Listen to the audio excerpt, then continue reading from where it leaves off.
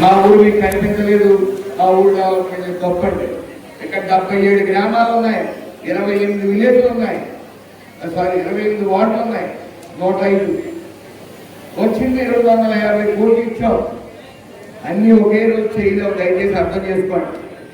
ఎంత సీనియర్ నాయకులు అంటారు ఆ ఊరికి చూడలేదు, మేము మీ దగ్గరికి రావాలి.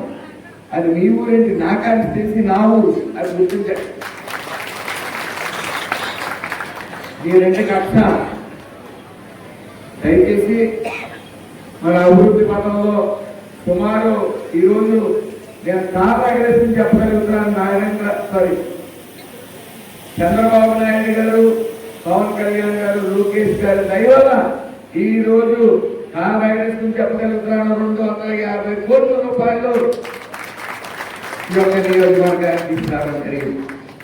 అత్యంత దురదృష్టకరమైన సంఘటన ఏంటంటే ప్రతిపక్ష నేత చిన్నపిల్లడు బొట్టోడు, ఆ బొట్టోడు ఏం మాట్లాడుతున్నా అతనికే తెలియదు. మొన్న అంటాడు తేలిక చెట్లు అమ్ముకున్నారంటాడు, నేను వచ్చి కోడి చేస్తారనుకుంటాను అమ్ముతున్నారంటాడు. అక్కడ కోడి చేస్తా వ్యాపారం చేస్తానని అందరికీ తెలుసు. అతనేదో మోకాళ్ళని కూర్చోబెడతాడంట, అతనికి తెలియదు. రాజకీయంగా అతనికి అందరూ వేసి కూర్చోబెట్టారు ప్రజలు. రాజకీయ చరిత్రలోనే రామచంద్రపురం రాజకీయ చరిత్రలోనే చరిత్రహీనుడిగా అతను ఉన్నాడు. 26,292 ఓట్లతో ఓడిపోయాడు. అంటే అందరికన్నా అతని చరిత్రహీనుడు. చాలా మంది చూశారు మోకాళ్ళ మీద నుంచి పెడదామని, చాలా మంది ఉడతూ పుళ్ళు ఊపారు. ఈ పిల్లపక్ష గారి అన్నీ చేస్తారు. మీ అందరూ ఆశిస్తులు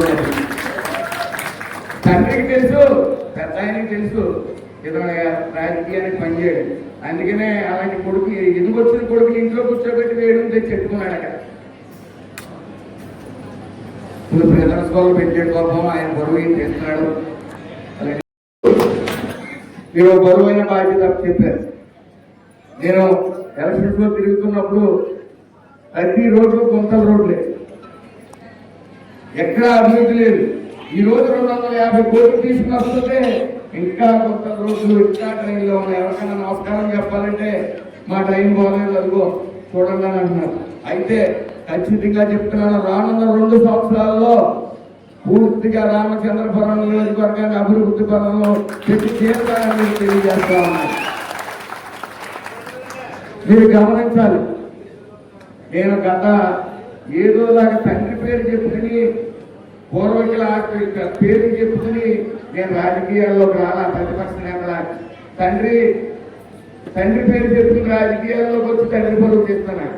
కానీ నేను భక్తులుగా పెంచిన తల్లిదండ్రుల సంరక్షణలో పెరిగి ఈరోజు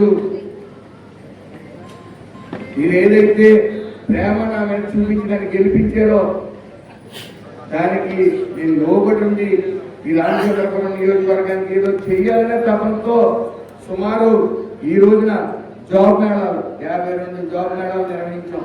దాని వెనకాల ఖర్చు ఉంటారు, శ్రమ ఉంటారు. సుమారు 3,500 మందికి ఉద్యోగాలు ఇప్పించగలిగేవాళ్ళు. తర్వాత ఈ 2 సంవత్సరాల్లో నేను 2,13,00,000 ప్రజలకు ఇచ్చాను రామచంద్రపురం నియోజకవర్గం ప్రజలకి. అది చేతో రూపాయల 3,30,000 ప్రభుత్వం వస్తే అన్ని పోయి 2,70,000 ఉంటే ఇంకో 2,00,000 నా డబ్బులు చేతి డబ్బులు చేసుకుని సుమారు అది గాలి లెక్కలు కాదండి. మా దగ్గర స్టేట్మెంట్ ఉంటుంది, మీకు అందుకే చెక్కులు ఇస్తాను. ఒకసారి నాది ఎవరైనా అనుమానం ఉంటే చెక్కుల రూపాయలు నేను ఎంత ఇచ్చానో మీరు వచ్చి చూసుకోవచ్చు, అందులో ఎక్కడ లేదు.